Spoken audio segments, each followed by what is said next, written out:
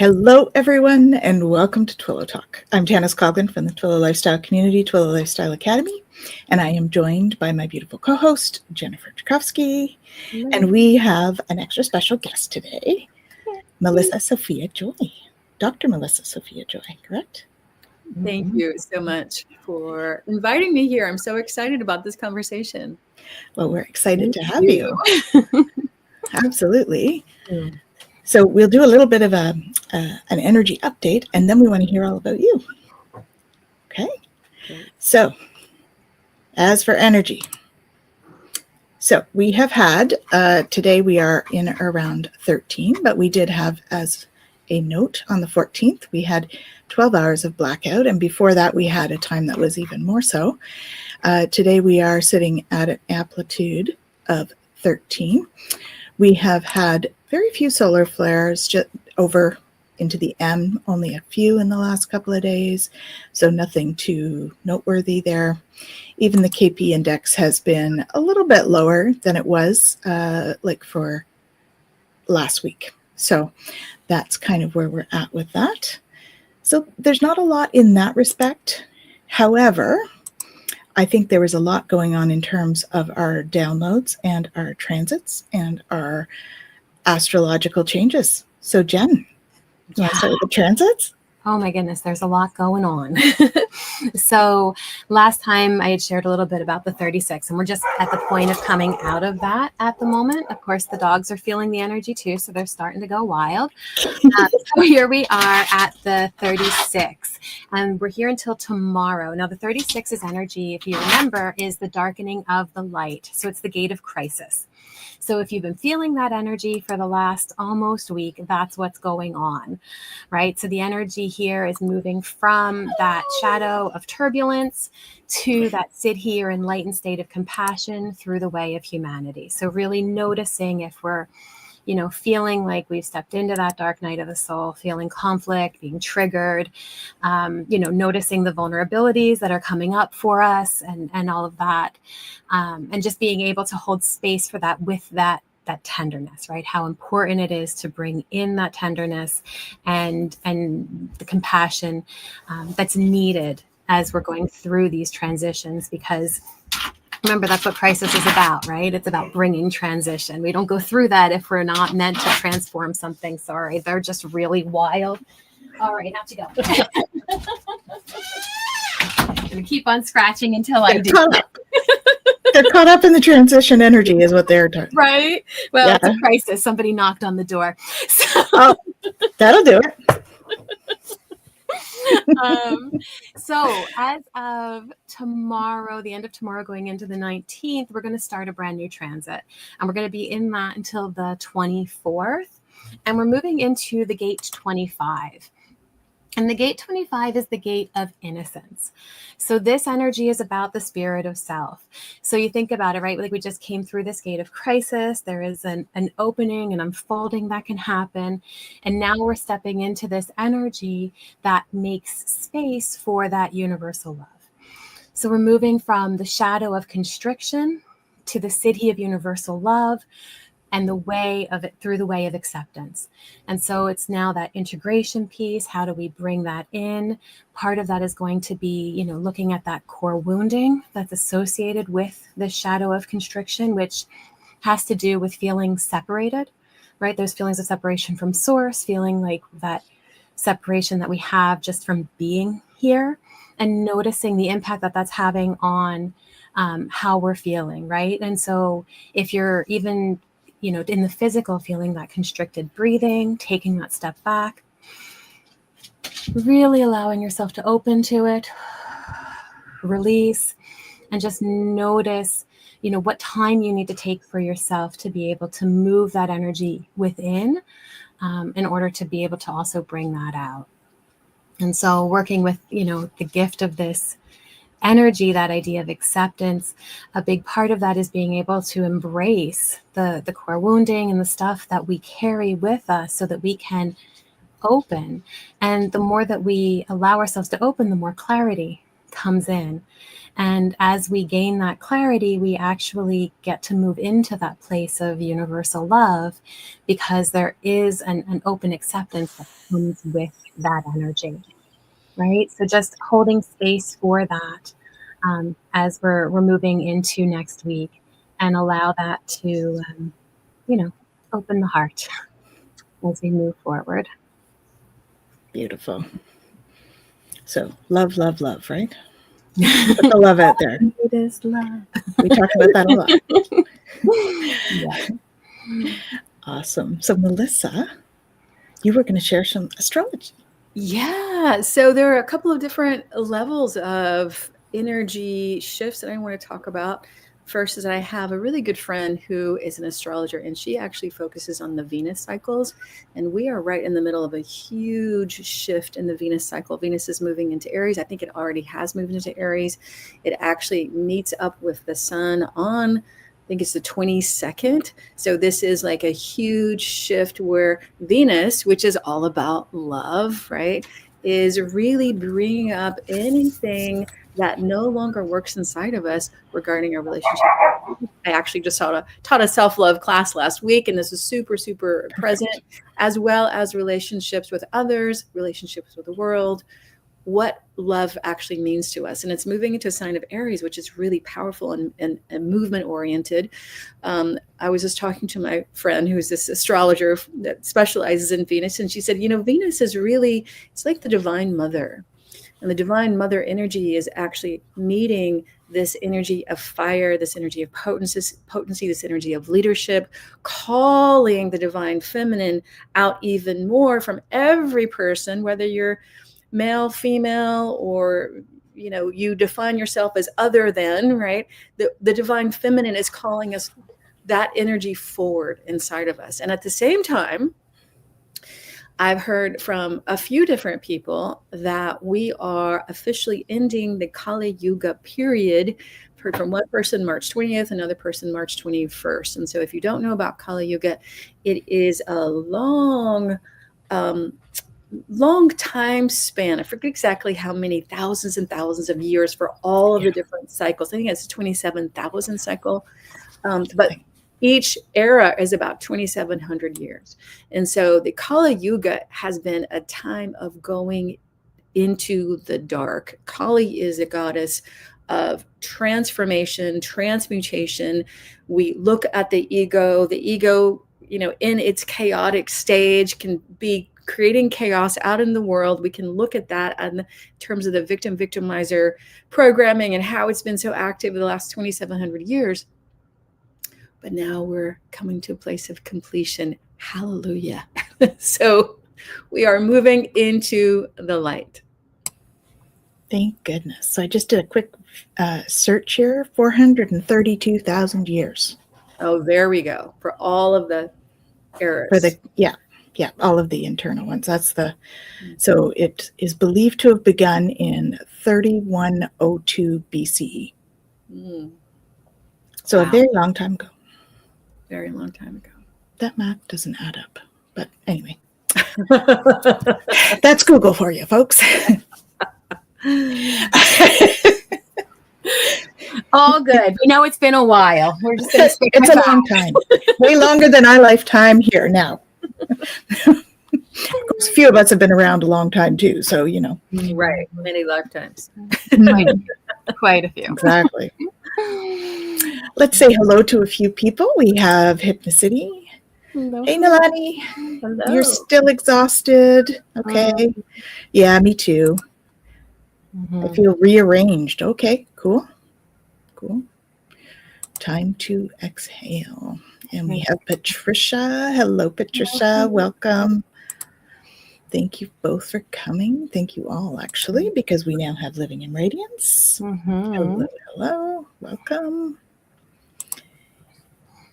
And to all the lurkers, too, because there's more, but you guys... There's more people watching, but yeah. You're welcome to join in the conversation, guys. There we are. Hello, Louise. Hello. Welcome. Hello. Let's go. So tell us a little bit about what you do, Melissa. Well, Who is Melissa Sophia oh Joy? my goodness gracious. I'm a dimensional being with lots of different hats. I do lots of different things. But I think at the end of the day, if my higher self were to speak, she would say, I'm a conduit. I'm a conduit for the divine, and whatever needs to be unfolded and manifested. And so in the linear reality, I'm a licensed naturopathic doctor. I'm a mind, body, spirit specialist. I'm a writer and author. I'm currently writing a book on a modality that has been founded through my own multidimensional experience and deep healing awakening experience called Somatic Awakening, which was primarily given to me by higher dimensional guides, especially Mary Magdalene, through my own very long dark night in the soul. This process totally transformed my life. And then I was asked to share it with my patients and now my students. And now I have an online school called Sophia Healing Academy. And so my deepest desire is to help people through all the different facets of whether it's an intuitive facets or being an oracle or sharing this deep wisdom teachings that I've received so that people can deeply heal on a transformational level, not just rearrange how we think, but really rearrange our somatic body, our energy body, so that our negative voices are no longer in control, so that we can transform our psyche, the density of our psyche, so that we can actually embody who we really are, our higher selves, activate not only our divine codes inside of us, but know, live, breathe, feel our divine humanity. That's the biggest mission I'm on, is to help people live their divine humanity, because that's what's really needed in this time of change. Beautiful. Thank you. Now I understand you were on Jen's show as well. Did you want to talk about that, Jen? Yeah, well, we had the first live for the Love of Mystics. And so Melissa was on with us for that. And that was an absolutely wonderful conversation. I loved it. I did too. Absolutely. And so, yeah, we were on together with Curtis Childs as well and had a great conversation about, living this life and living as our, highest authentic self and what that looks like. And both very mystical and very practical terms, and being able to, allow ourselves to step into that in many different ways. So it's the both and, right? The human, we need to have the human aspect, but also the divine aspect, bringing them together. Mm-hmm. Yeah. We have Granny saying, I need this help, please. Mm-hmm. I couldn't find you. Aww. Couldn't find her. Well, now she's here. Mm-hmm. And her links are below. Yes. In most of the write-ups, there was a bit of a technical thing, so I will post them in the comments here as well. A couple of different websites, Somatic-Awakening and Sophia Healing Academy. Mm-hmm. Beautiful. Yeah, but the energy of what you're bringing forward and all, as you said, it's so needed for the time that we're in right now, and it's a beautiful time because we're in this energy of release and being able to release and transform. And so the work that you're doing is so appropriately timed by the universe. Well, it kind of reminds me of a previous mentor of mine, and she actually has written some books and pretty famous. And she said once, she's like, well, it took me 15 years, or I forget exactly how many, or 17 years to be an overnight success, right? And so I just feel like I'm at this place where I've been in the mud and in the transformation and in the awakening and in the integration for many, many, many, many, many years. And now it literally feels like my guides and angels are saying, okay, go. It's time. You're on. So like, okay, here we are. I was even just emailing today with another colleague who is on the speaking circuit. And I was like, okay, tell me how to be a speaker at Conscious Expo Live. And what about this expo? What about that? It's time. Mm-hmm. Yep. Yeah. I think Jen and I have been feeling that push a little bit too, in terms of getting some of the things out there. So I can certainly relate to that. They've been pushing me to write a book. And so, but I'm like, but you want me to do all this other stuff. How do I do all of that? Hey, getting Yeah. integrated into the 3D. I actually just went on a 5-week writing retreat. It took me a couple of years to be able to figure that one out, how to do that. But that's the only way that I can actually figure out how to write with everything else going on in my world. Yes. But it works. So you might want to check it out. Yeah, for sure. The other way that they do it is you get so inundated with the information that you just have to get it out. So then you get yelled at by everybody because you're not doing anything other than just getting it out. Right. That's what happened with Jen. Yeah. But I like the idea of the retreat. That sounds like that would be really good. Well, it's actually a slow process because you have to figure out how to take that much time off. And True. We're figuring it out, right? Well, it's so interesting because I have conversations with my students sometimes. A lot of times as people go through this work, they become more intuitive because they're living more from their higher self. And they're like, what do I do with all this information that's coming in? I'm like, well, there's such a thing as a guide who's lived on earth, and they understand how slow things can go. But then sometimes we have these guys that have never lived on earth, and they have no idea how much it takes to move through this dense reality. So sometimes you have to say, slow down. I can't take all that in.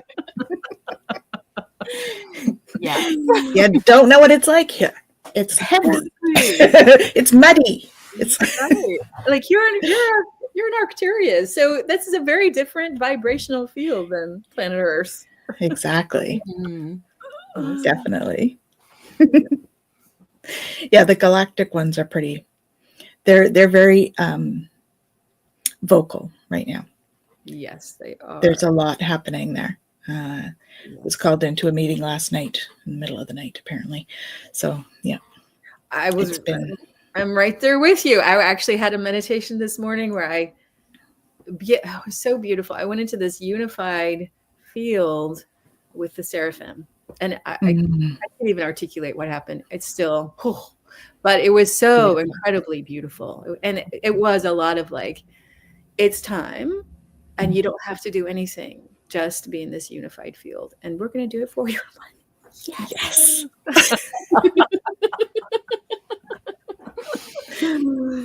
Mine was info, but they didn't let me remember it, so I don't know why I'm supposed to have it. Overnight. I understand. I think it'll come back to me over the course of the time, but when it's appropriate. It's planted in there somewhere. Mm-hmm. Yeah, in that subconscious. That's it. I often remember dreams throughout the night, but I don't always know like exactly what is what. But then we'll find, bits and pieces will come together. I'll have somebody else go, hey, what about this? And I'm like, oh, that's what that was. Okay. I got you now. You and I do that a lot, I think.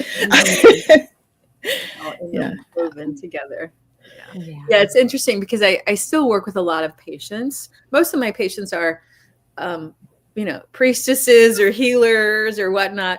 And very often I will hear something like this, like, oh my God, I was awakened in the middle of the night and I had this huge dream and I couldn't go back to sleep. And then now I'm exhausted and I have all this work to do and I have this thing to teach. And I'm like, oh, I see. I get it. You have priestess insomnia. That's what that is. So let's talk about how to work with your guides and your physical body, because I know that one really well too.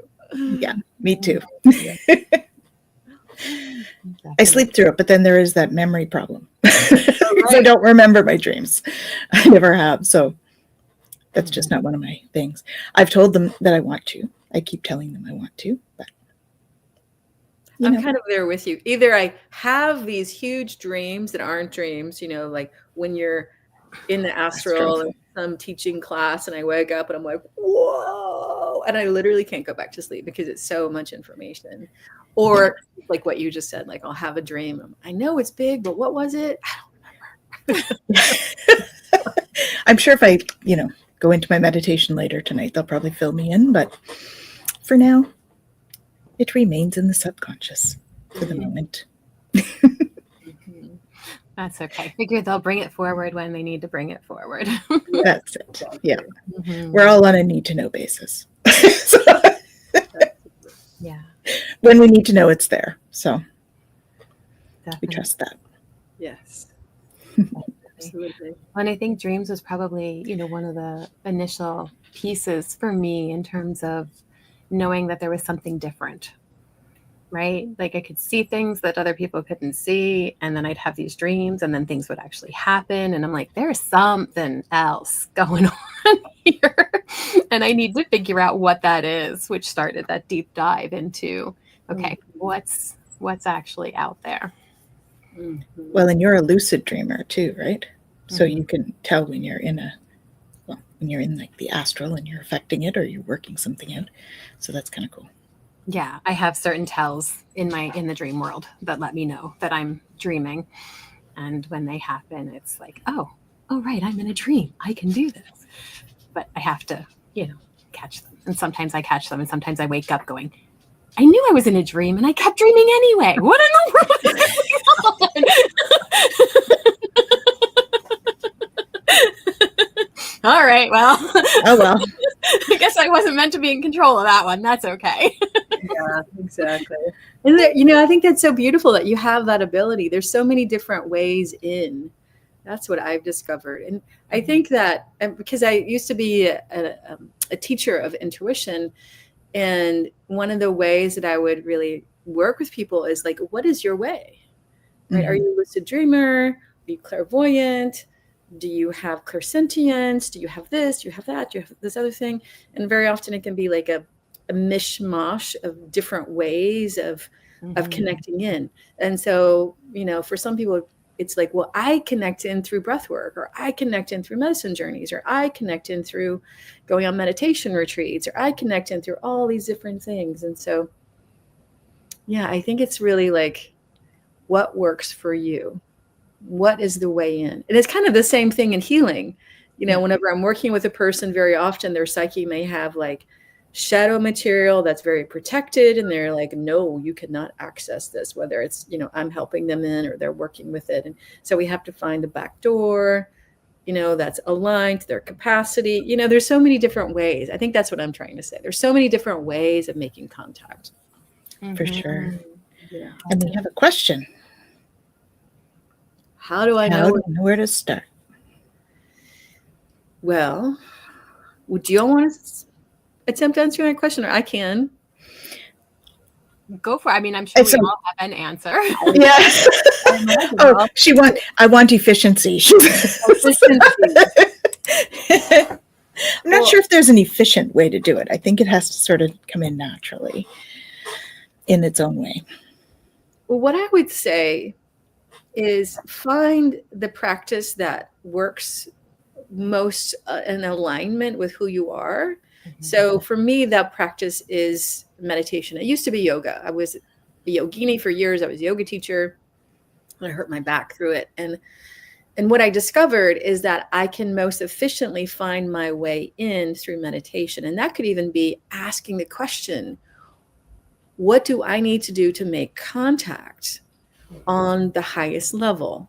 So you ask the question, you let the question go, and then you go into meditation. And I'm not talking about like just the practice of quieting the mind, but you actually quiet the mind enough so that the spirit and the soul can speak. And that can be through images or through feelings or through senses or through symbols, many different things.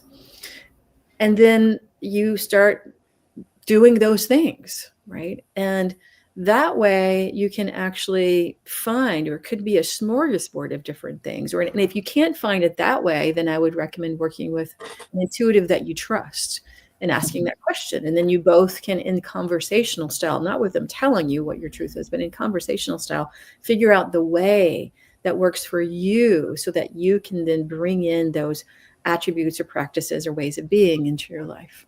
That's my answer. Well, and I love that because you talk about wanting efficiency, and efficiency will not be doing it everybody else's way. That's right. Right. Yeah, exactly. Exactly. And of course, there's the practical way of like raising your vibration. So like meditation is part of that. It raises vibration by 25 hertz, right? And then, or megahertz. And then, you know, positive thoughts will raise your vibration. Doing things like yoga, breathing, it all helps to raise your vibrational frequency, which helps to bring you into that higher state of being, and changes your brain state, your brain waves. So doing the practical in that way, those things will help as well, right? But I agree with finding an intuitive to help you. I know I do a lot of work with my clients in that way, but it's all very like per client, you know, it's not, I don't have a set way to do it. I always joke, I just do what I'm told with my clients. So they just, they just tell me what to do, and I just do it with each one because each one is so different. Mm-hmm. So it's really like, as a practitioner, when someone comes in, I'm like, okay, so I just want you to sit and I want you to see who's here. And they're like, I can't do that. I'm like, just have a sense. It doesn't matter how it comes in, just ask and see what happens. Because oftentimes they'll get something and they won't even realize that that's what's happening. For years, I was clairvoyant and didn't even know. I thought it was just my imagination.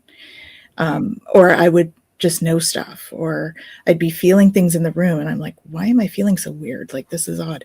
And I didn't realize that that was all intuition, right? It was just normal for me. So I didn't think anything of it.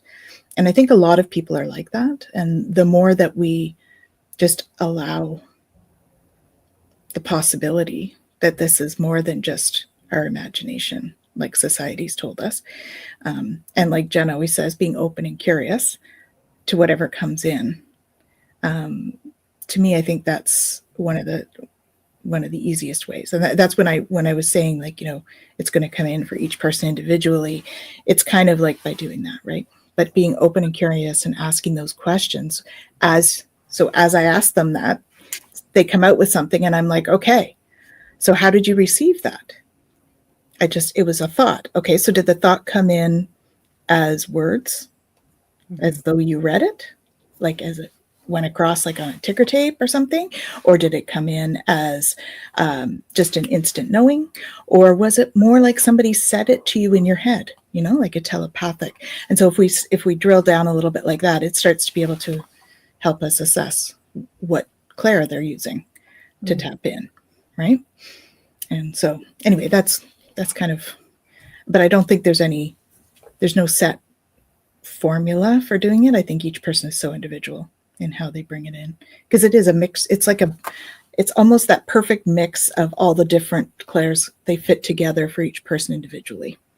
Mm-hmm. So yeah, for me, what comes in and something that I've noticed with anybody on the spiritual path. So like there is no one set way, but the one thing that I've noticed that is almost universal, and I say almost only because I don't know everybody's journey, but everybody I talk to, is that there is an aspect of surrender that has to happen. Yes. In the process. And so we go into all of this and it's like, okay, well, I want this and I want it to be like that. And I want to have this experience and I want to do da, da, da, da, da, da. And at some point we have to take that step back and go, okay, whatever is meant for me, whatever I need to do right now, guide me, because I can't do it myself. Yeah. And anybody, you know, who I've talked to, who I've guided, who I've shared with, you know, there's been some aspect of that in their journey where we get to a place of the mind can't keep trying to figure it out because the mind doesn't know. That's not where our wisdom is. Mm. And we have to just take a step back and go, okay, now what? Well, and sometimes it's bringing people from the mind to the heart too, right? Because we all tend to get into our mind, and then if we're trying to figure it out, it doesn't come through because we're trying too hard. So that's where that surrender comes in, I think, that you're speaking about. You know, I'll just jump in here really quickly because there's something that you both said that I kind of want to interweave together. Whenever I was in my 20s and was just starting out on this path, I was doing a lot of creative visualization. I don't know if you remember that book by Shakti Gawan many, many decades ago. And at one point, I had this realization, like, am I just making this up, or is this real? And I asked a spiritual mentor at the time, and he said, well, what does it feel like? I'm like, I'm afraid I'm just imagining things. He's like, well, actually, imagination is a doorway to spirit. And the way that you get from imagination into spirit is that you surrender, right? The way that I look at it is I surrender the linear mind, because we also have the higher mind. We also have the higher heart, right? Lots of different, what I'd call the divine anatomy of our beingness, right? But our linear mind is best friends with our ego, and it can crunch us down and like, it has to be like this, and I need it to be like that, and this is how I feel safe, and this is how I want it. I want it this way, right? That won't get us anywhere. No. It will keep us back, keep us like solidified in 3D reality. But if we surrender, basically letting go of our expectations, letting go of our perceived desires, and then we soften the linear mind so that we can move into that more vast space, whether that's in our heart or in our higher mind or connected to our spirit, whatever that looks like, then we can, what I'd call, relax back into the fullness of who we really are. Because with so many people, our linear mind is the master, and we don't even know that the linear mind is the master until we have enough experiences outside of the linear mind and go, oh my God, this is ruling almost all of the time, right? Mm-hmm. And then that's actually a leap in our spiritual path of choosing, like, oh, you mean every moment I'm being asked to not have my linear mind lead, even when it's really helping us through our to-do list, right? Or making the phone call to the utility company or whatever, right? Mm-hmm. We're being asked to not have the linear mind be the master. And that's one of the huge steps that I have found from stepping from our being solidified and our 3D humanity, from actually stepping more into our divinity and manifesting that, is not having that linear mind lead. Mm-hmm. Number one. Exactly. Yeah. Absolutely. So we've got some comments here. So she says she's never found a licensed practitioner. Well, she's asking too, because we're all in Canada, but Tanis and I are in Canada. Yeah, Melissa is not. I'm in California. Mm-hmm. Licensed Naturopathic Doctor in California. Because she is dealing with depression with 0 meds. She's well, Starseed. If I can just speak to the depression piece, I'll just say in general, there's a lot of different practitioners out there doing a lot of different things, and not trying to sell what I do at all, but I've worked a lot with depression. I've worked a lot with anxiety through utilizing supplements, because supplements, especially amino acids and other things, can be very, very helpful, especially when you're not on meds, and some herbs and different things. But also my reflection, just a really quick, and this may or may not be true for you, Hypnicity, but my reflection is that depression and anxiety are usually lids for something that's much deeper.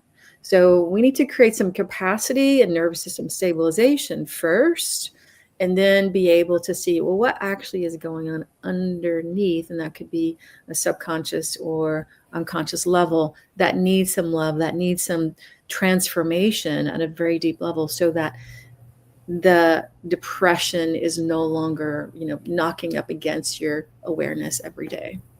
Mm-hmm. Mm-hmm.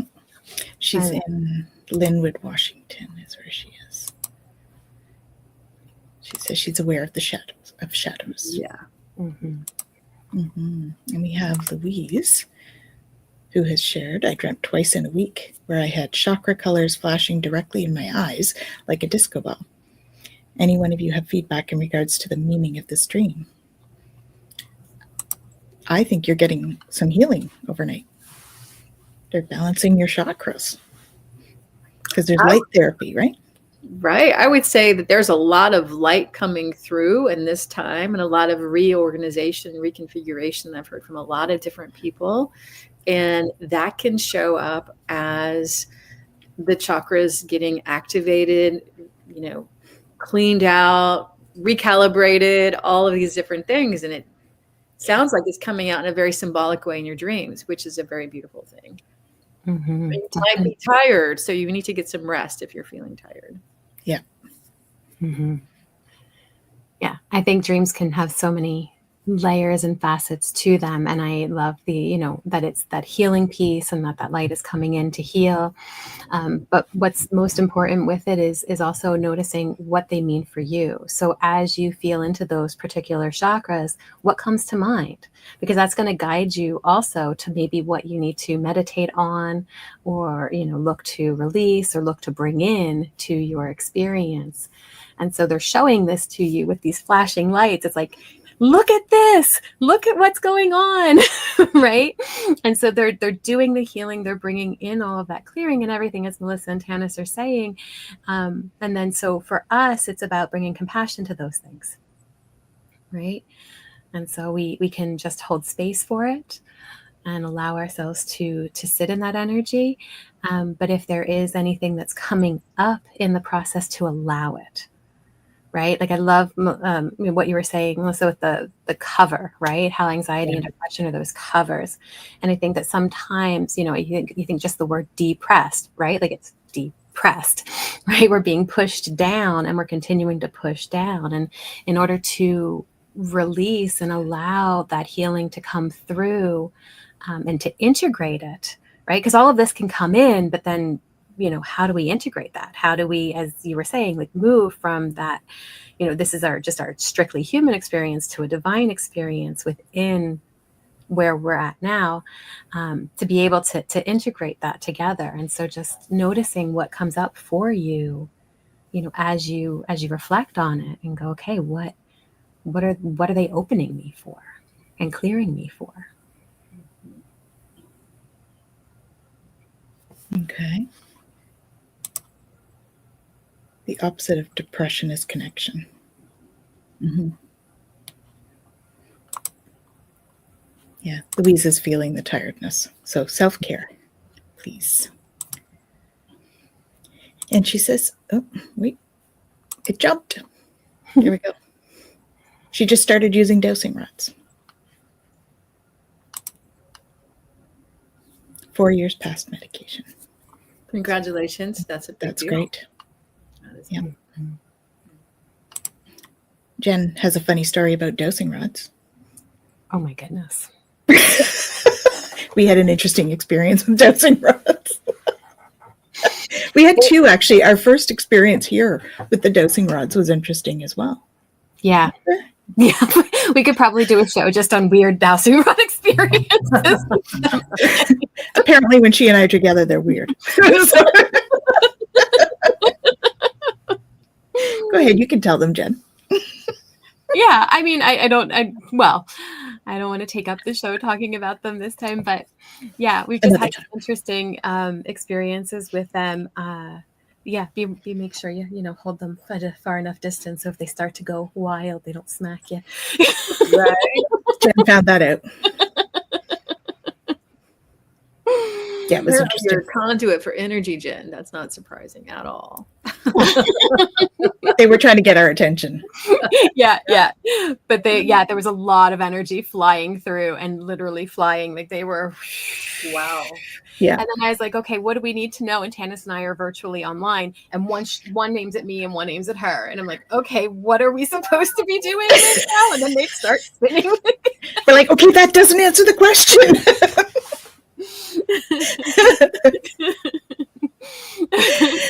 Yeah.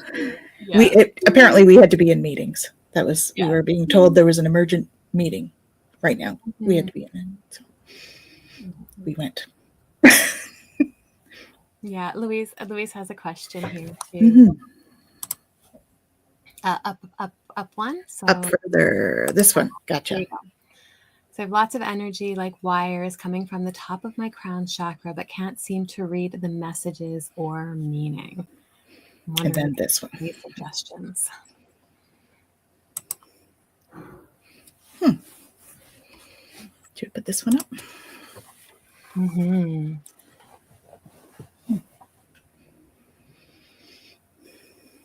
Yeah.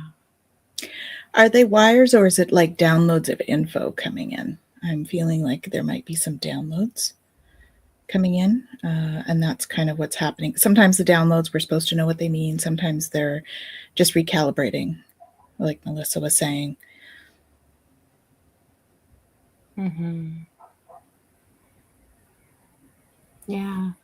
Can you feel into them? Not necessarily think into them, but feel into them. Mm-hmm. Right? And That's just not kidding. Yeah, It's nonlinear. It's a nonlinear experience. And very often, whenever we're having nonlinear experiences, again, our brain wants to understand it. But when it's truly nonlinear, we can feel it. We're tired. It's kind of like an ascension symptom. Like we don't know what's going on. We have a headache. We're grumpy. But then over the next few days, all of a sudden it can feel like things open up. Yeah. And it doesn't necessarily have a story, or it doesn't necessarily have a theme even. It's just recalibrating our being. And a lot of people are going through that, Louise. So that's my sense of it. It's that it's an upgrade. It's a recalibration. So the more that you can just like know that this is normal, this is okay. You're just a very high energy being. You're sensitive, just like so many of us. And just allow yourself to go through it without needing to figure it out, and just lots of self-care. That's what I would recommend. I'm sorry, Jen, did I interrupt you? You said what I was going for, so you're good. I'm like, yeah, it's good. Yeah. It's all good. It's all good. Yeah, most definitely. Because again, as you very much emphasized what I had wanted to say in terms of don't try to figure it out, right? So often, just notice, okay, I'm tired. Okay, that's what I need to honor right now. All right, where am I feeling it? Maybe I feel extra warmth, or I feel cool sensations, or I feel different things happening in the body. Can I just give love to those areas? Can I just hold space for whatever's coming up? If there's an emotion that needs to flow through you, just can I allow that to flow through me, right? Without, as you said, the mind giving it a story, right? So the linear mind doesn't have to give it a story. We don't always need to know all of the ins and outs and the details of it. And remember, like the linear mind loves to make up stories. It just loves to have a story for everything. And it doesn't care if that story is based in truth. Yours or otherwise. Exactly. Yeah. And I'd like to just jump in just a little bit, because I'm seeing here that Louise is saying that it's constant. And I want to connect with what you're saying, Louise, and what Jen just said is that, first of all, what you're saying, Louise, I'm curious, how constant is it? How long has it been going on? Because sometimes we have a consistency of something that is that chapter of that evolutionary class that we're in right now. And that can last for a few months.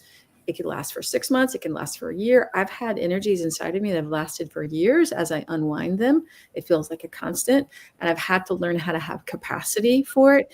And the way that I've learned how to have capacity for it is through bringing higher self energy and the divine energy that our higher self is connected to directly down into the body, into that place where it feels like it's constant. So maybe that's the top of your head, or maybe it's activating something like, for instance, in your solar plexus or wherever that is, and to come into relationship with it from that perspective, and then be quiet, be in presence, and listen to what it has to say, which is very different than the linear stories of our mind.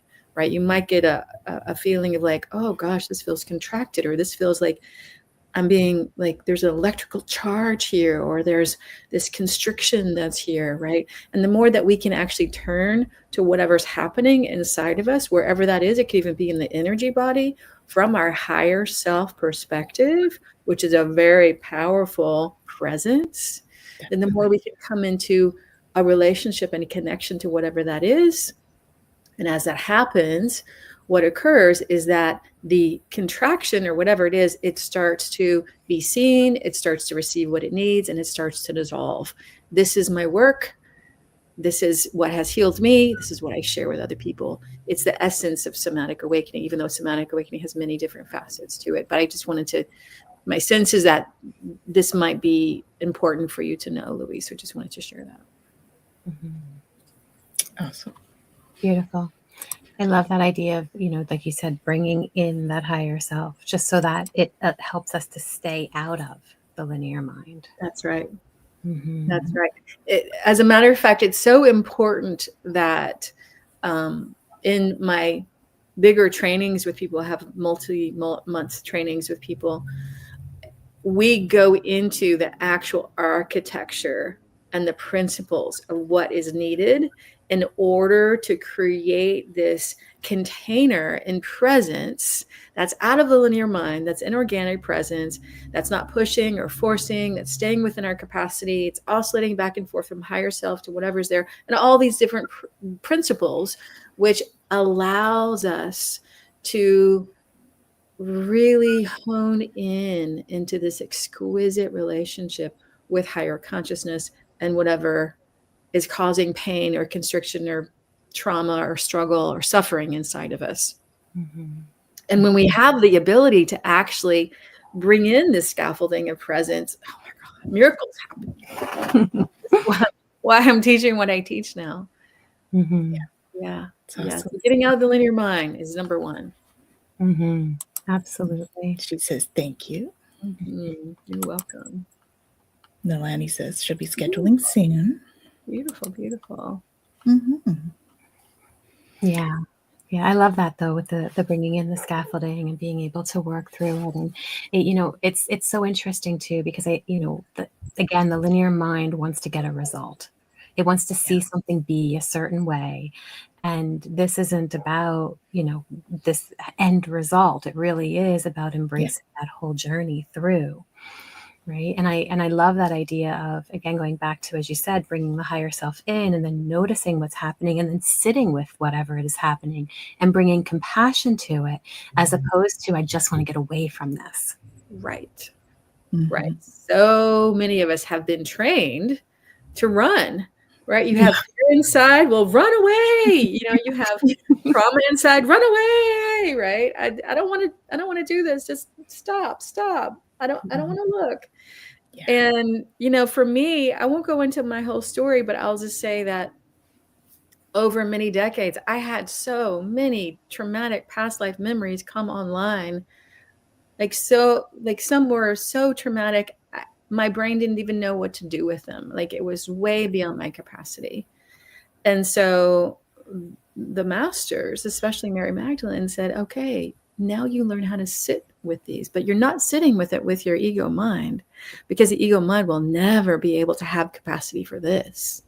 It will always try to run away from it, but you sit with it from this higher perspective.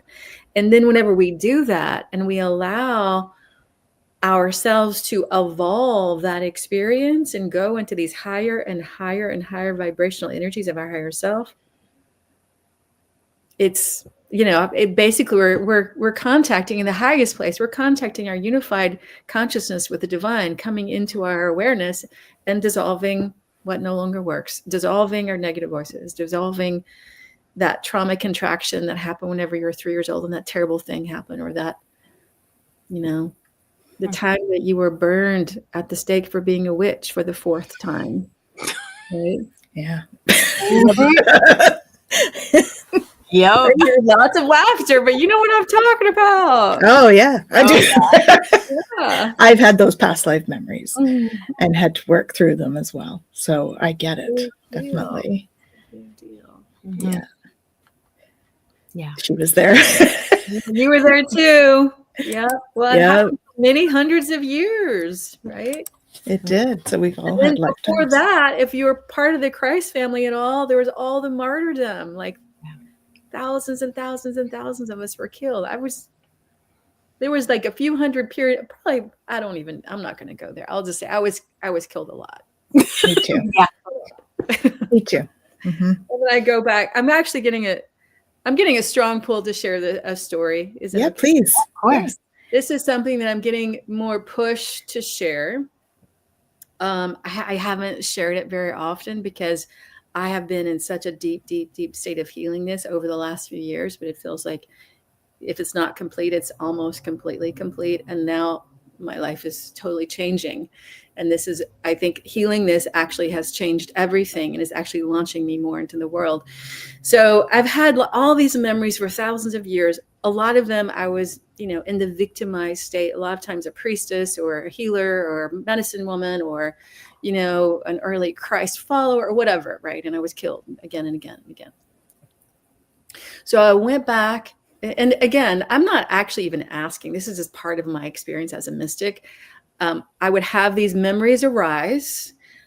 They would throw me completely off kilter. I would be depressed or suffering or crying nonstop for days sometimes. And then I would be left with having to figure out how to heal these energies, right? So this has happened for the last, God, since 2000. No, yeah, since 1999, it started. Mm-hmm. So one of the most intense memories that has ever happened to me is that, I'm not going to go into the whole story because I want to keep it short. I'll just say that I was in a meditation. A friend of mine who has her own mystery school, she was leading this meditation. We were making contact with the fairy realm and the dragon lineage. And all of a sudden, as soon as I make contact with the dragon lineage, I start bawling. I feel like I'm torn apart. I don't know what happened. I cannot stop crying for 45 minutes. I'm thrown into depression for days and days and days on end. I don't know exactly what happened, except I knew that I was a red dragon of the Middle Earth. And I also knew that our job was to nurture the heart of Gaia and the heart of humanity. And I also started to come to an understanding that a nefarious race of the ETs, the Draco reptilians, came in and they killed almost every one of us. But they took a few of us off planet to reprogram us for years and years and years and years until they broke us. And then they brought us back to planet Earth. And so that, everything connected to that, all the karma connected to that from this, I didn't choose that. That was not my free will, but the programming and how I've had to unwind that and also really be with this level of trauma that occurred. It took me years and a huge amount of this unified divine presence that I've had to really refine, really hone, because otherwise it was misery, even just living with that level of trauma inside of my body. Yeah. So finally, after lots of somatic awakening, lots of deprogramming, lots of eradication and dissolving of the programs and this and that and all the things, right? Mm-hmm. I feel like I'm freed from that energy. And then as soon as that happened, I was able to make even more significant contact with my previous lives, which was in a unified reality, whether that's being a Lemurian dragon or a Lemurian, an Arcturian, a Lyran, a Seraphim, and all this information now is coming down and downloading into me. And very often I'm just like, whoa, there's so much going on. I don't even know how to speak it yet. It's happening.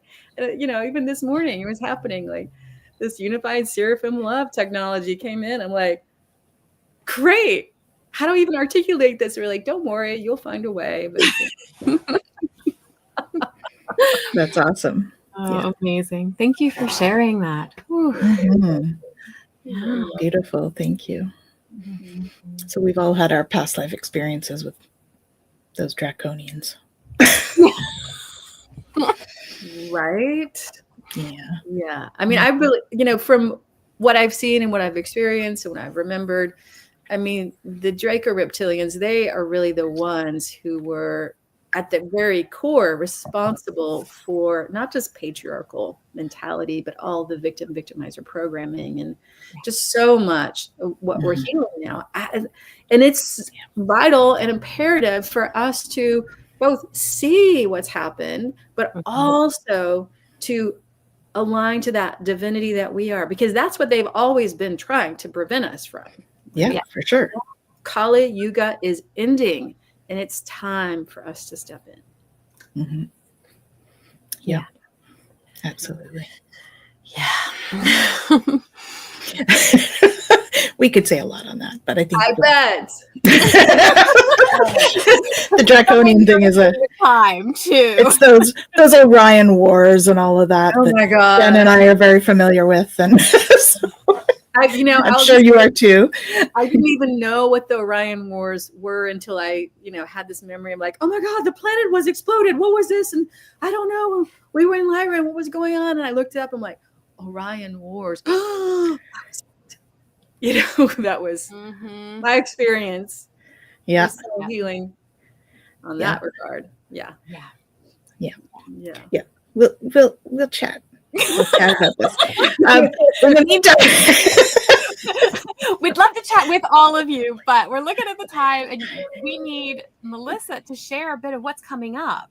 Yes. Okay, great. Well, it actually is very connected with everything that's going on our planet and our political system, especially with the US. There's so much that's happening. So much that's happening. I have gotten a huge push from Spirit to offer an opening, initiatory pathway for anyone who is called. And I'm having a 3-day online intensive event from this Friday, March 21st, spring equinox, the day that the Kali Yuga is ending, from Friday to Sunday, March 23rd. And I'll say this, it was discounted, but I've just gotten such a huge push from the collective and the pressurized container that we're in right now to offer this to anyone and everyone who can make it. So I am offering it for $99, which is really unheard of from what I normally do. But if you are interested, I invite you. And so what I'm going to do is I'm going to go ahead and put in the chat the link for the homecoming. That's what it's called, the homecoming. Come home to yourself, transform, reclaim, and rise. And so you can look at that. And then also, if you are interested, you can use the coupon code that I also will have in this comment, so you can get it for $99. And I just met with the assistants this weekend. We have 2 different levels of assistance, and oh my gosh, I'm so excited. I'm like, every day, Awesome. more information coming in and transmissions and this. And Lemurians were talking to me yesterday. They're like, you're going to do this on Sunday to bring people into their highest frequency. I'm like, yeah, let's do it. I love it. Beautiful. Perfect. That's awesome. So take advantage of that, you guys. I'll put it up here. Everybody too. Put that up there so we can see it too. And Hypnicity, I see that you're in. I'm so delighted Mhm. stepping in. That sounds great. There you go. That should go Great. on. Thank you. So it'll show up in the comments on each of our platforms there. That's awesome. Well, we have kind of come to the end of our show. Did you want to pick our home play, Jen? We do need to do that. Every week we pick home play. So we give them something to focus on. So we pick a card that is from a conversation. sacred feminine. I love it. Wisdom of the Sacred Feminine. Is that what it's called, Jen? Seeds from the sacred Seeds. platform. So this is the deck that we're I using. love it. Vesica Pisces. And let's see what they have for us for right now. And I just okay, that one. They're usually pretty. The end of the Kali you guys are talking about, and you're doing all of this with this homecoming, coming home to ourselves, building that love while we're in the transit of universal love. Like it's just like so awesome. Beautiful. And the home play is wrap yourself in a homemade quilt. Ooh, lovely. So if you don't have a homemade quilt, just something that's warm and cuddly, and wrap yourself up in that. Wrap yourself up in love, right? Let's just see what this says. So here we go. All right. So you need nurturing, grandchild. Receive the love of your grandmothers, both in human and in spirit form. Take this moment to wrap yourself in a quilt. Enjoy the nourishing creativity of your sacred feminine lineage. Knitted blankets made by your auntie or quilts sewn with love by your grandmother feel different than those created by a machine. Sewn within every stitch is the gift of their laughter, their prayers, and their good intentions for you. Feel it now. As you wrap yourself, feel the maker's warm wishes and thank them for their efforts. Love is never ending and returns to you in a circle. Know that you have the ability to join them in the realm of the sacred feminine through your tears, laughter, prayers, and good intentions for them. Right now, as you revel in the comfort of a blanket, feel how you are connected to your sacred lineage. If you do not have a homemade quilt of your own, Seek one out at a secondhand store or a craft market. You may not know the relative who made it, but you can inherit their love and attention by wrapping yourself in their work. Love never goes away. It is up to you to open your heart to experience it. Beautiful. And we can always call in our Mhm. ancestors as well, right? Or the Star Mothers or Mary Magdalene to wrap us in their love. Most definitely. Absolutely. Final words. Melissa, do you have any final words you'd like to share? Well, I'll just connect it to the card. As you pulled the card and as you're reading the card, first of all, I have my great grandmother's quilt. I'm like, oh, I'm going to pull that out. But also, I think the words that come to me is that, the lineage in which I teach is very much absolutely aligned to the Divine Mother. You can call her Sophia, you can call her Ma, you can call her Shakti, whatever name resonates with you. Sophia resonates the most deeply with me. But the essence of it is that this downward and inward energy of the divine coming into us is a very divine, feminine embodiment process. And when I hear the words, wrap yourself in a homemade quilt, the feeling, the symbolism that comes to me the most is we always have this connection to the Divine Mother, to Ma, coming into us, holding us at the deepest levels, at the places of the most intense trauma, the places that are the most frozen, that feel like they belong in the outback, that they're not good enough, right? All of those places. That this energy has the ability to welcome everything back home. And that's what I have lived. And that's why I teach it at such a deep level, because I know the possibilities that happen when we bring that loving quilt of energy and love that never dies, the love that never goes away, ever goes away. When we bring that in, it transforms us so that we can be the divine beings that we are. Beautiful. I Thank love you so much. I think those are beautiful last words. Absolutely. So we thank you all for joining us today. And thank you so much, Melissa, for sharing your energy and your wisdom. And we shall see all of you next week. So take care, everyone.